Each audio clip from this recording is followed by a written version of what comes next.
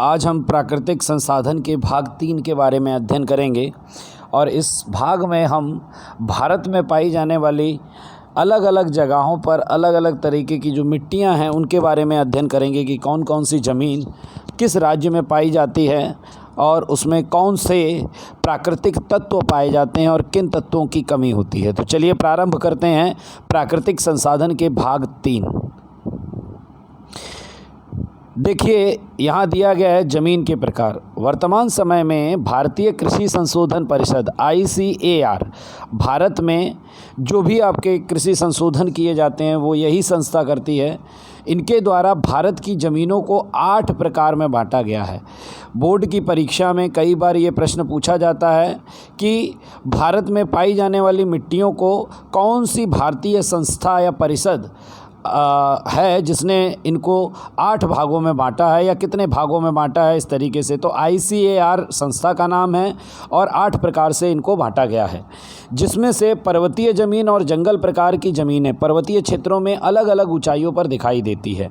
यानी अगर आप देखेंगे तो जो ऊंचाई वाले क्षेत्र हैं उनमें आपको कौन कौन सी मिट्टी देखने को मिलेगी। एक पर्वतीय मिट्टी और दूसरी आपका क्या है, जंगल की जो मिट्टी होती है वो आपको इन क्षेत्रों में देखने को मिलेगी। यहाँ पर जो 8 प्रकार हैं वो यहाँ दिए गए हैं। पहला देखो दिया गया है कांप की ज़मीन जिसे एलुवियल सॉइल कहा जाता है। दूसरा देखो दिया गया है लाल ज़मीन यानी लाल मिट्टी जो है वो रेड सॉइल है आपकी। काली ज़मीन ब्लैक सॉइल है। लेटेराइट ज़मीन लेटेराइट सॉइल है। ये रेगिस्तान प्रकार की ज़मीन यानी डेजर्ट सॉइल रेगिस्तानी मिट्टी जो है वो है। पर्वतीय ज़मीन माउंटेन सॉइल है ये आपकी, पर्वतों पे पाई जाने वाली। फिर जंगल प्रकार की ज़मीन ये फॉरेस्ट सॉइल है जो जंगलों में आपको मिट्टी मिलती है। इसके अलावा देखो 8वां जो दिया गया है वो है दलदलीय या पीट प्रकार की ज़मीन, यानी जहाँ पर दलदल यानी नमी जहाँ बहुत अधिक मात्रा में पाई जाती है, ऐसे क्षेत्रों में पाई जाने वाली मिट्टी जो होती है उसे दलदलीय या पीट प्रकार की ज़मीन कहते हैं। ये समझते हैं विस्तार से कांप की ज़मीन एलुवियल सॉइल। यह ज़मीन भारत के कुल क्षेत्रफल के लगभग 43% क्षेत्रफल में फैली हुई है। सबसे अधिक मात्रा में जो मिट्टी पाई जाती है वो है आपकी कांप की ज़मीन की।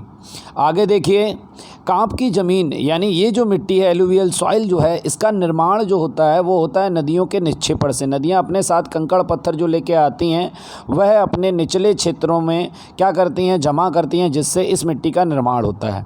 यह मिट्टी पूर्व में ब्रह्मपुत्र घाटी से प्रारंभ होकर पश्चिम में सतलुज नदी तक, उत्तर भारत में बहने वाली गंगा यमुना के किनारे पर, फिर दक्षिण भारत में देखें तो नर्मदा तापी महानदी गोदावरी कृष्णा कावेरी घाटी के क्षेत्रों तक फैला हुआ है। यानी ये मिट्टी आपकी अधिकतर आपको नदियों के किनारे आपको देखने को मिलेगी। भारत में बहने वाली नदियों के आसपास यही मिट्टी आपकी पाई जाती है। इस मिट्टी में पोटास फॉस्फेरिक एसिड एवं चूने का प्रमाण अधिक दिखाई देता है, जबकि इसमें नाइट्रोजन और नमी की मात्रा कम प्रमाण में दिखती है। नाइट्रोजन और नमी की मात्रा कम होती है इसमें। इसके अलावा इस मिट्टी में हम कौन कौन सी फसलें कर सकते हैं तो वो यहाँ पर दिया गया है। इसमें हम गेहूँ, धान, गन्ना, पटसन, कपास, मकई और तिलहन आदि फसलें क्या है इस मिट्टी में की जाती हैं। इसके अलावा चलिए नेक्स्ट स्लाइड पर चलते हैं। देखो यहाँ दिया गया है लाल ज़मीन यानी रेड सॉइल।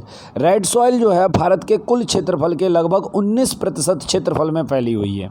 यह मिट्टी दक्षिण के द्वीपकल्प में तमिलनाडु से लेकर तमिलनाडु से प्रारंभ होती है और उत्तर में बुंदेलखंड यानी उत्तर प्रदेश का दक्षिणी भाग और मध्य प्रदेश के उत्तरी भाग में बुंदेलखंड है। आपने सुना होगा झांसी की रानी लक्ष्मीबाई, उस क्षेत्र तक फैली हुई है। और पूर्व में ये राजमहल की पहाड़ियाँ और पश्चिम में कच्छ जो कि गुजरात का आपका डेजर्ट है, रेगिस्तान है, वहाँ तक ये मिट्टी आपकी फैली हुई है। इस मिट्टी में क्या होता है, फेरिक ऑक्साइड की उपस्थिति के कारण इसका जो रंग होता है वो कैसा होता है, लाल होता है। तो अगर क्वेश्चन पूछा जाता है कि लाल ज़मीन का रंग लाल क्यों होता है तो आप कहेंगे फेरिक ऑक्साइड की उपस्थिति के कारण। जब जैसे जैसे ये नीचे जाने लगती है इसका रंग पीले रंग में बदलने लगता है, लाल से ये पीले होने लगती है नीचे नीचे जैसे आप ज़मीन में जाएंगे देखेंगे इसको। इसके अलावा देखिए इस ज़मीन में चूना, कंकड़, कार्बोनेट नहीं पाए जाते हैं, ये चीज़ें इसमें नहीं मिलती हैं। इस ज़मीन में अधिकांशतः मैग्नीशियम, फॉस्फेट, नाइट्रोजन और पोटास इनकी कमी दिखाई देती है। इसके अलावा इसमें कौन कौन सी फसलें हम ले सकते हैं तो वो यहाँ पर दिया गया है। इस ज़मीन में हम क्या है, बाजरी कर सकते हैं, कपास की खेती कर सकते हैं, गेहूँ, ज्वार, अलसी, मूंगफली, आलू इत्यादि फसलें जो है की जा सकती हैं इस लाल मिट्टी में। चलिए अब देखते हैं नेक्स्ट स्लाइड पर। यहाँ देखो दिया गया है काली मिट्टी, ब्लैक सॉइल। तो काली मिट्टी को दूसरा नाम क्या है, किस नाम से ये जानी जाती है, रेगुर। इसको रेगुर भी कहा जाता है काली मिट्टी को। भारत के कुल क्षेत्रफल पर यह 15% क्षेत्रफल में फैली हुई है। भारत का जितना क्षेत्रफल है उसके 15% क्षेत्रफल में कौन सी मिट्टी पाई जाती है, आपकी काली मिट्टी। इस ज़मीन का जो निर्माण हुआ है वो कैसे हुआ है, दक्कन के लावा के बिछने से, यानी जो आग्नेय शैल हैं, ठीक है, आग्नेय शैल आपने पढ़ी होंगी, इसकी मूल चट्टानें कह सकते हैं, उन्हीं के टूटने से क्या होता है, इस मिट्टी का निर्माण होता है। आगे देखिए इसमें तीसरा पॉइंट दिया गया है, यह किन किन राज्यों में पाई जाती है वो देखिए। यह समग्र पूरे महाराष्ट्र में पाई जाती है, पश्चिमी मध्य प्रदेश में पाई जाती है, आंध्र प्रदेश एवं कर्नाटका के कुछ भाग और गुजरात में भी कुछ जगहों पर ये आपको मिट्टी देखने को मिलेगी। सौराष्ट्र में बहुत अच्छे से ये मिट्टी पाई जाती है। इस प्रकार की ज़मीन आपको देखने को मिलेगी। इस ज़मीन के निर्माण में लावायिक चट्टानों से मतलब लावा से के ठंडे पड़ने के बाद जो चट्टान बनती है उन्हें हम आग्नेय चट्टान कहते हैं। उन्हीं आग्नेय चट्टानों से क्या होता है, इसका निर्माण होता है।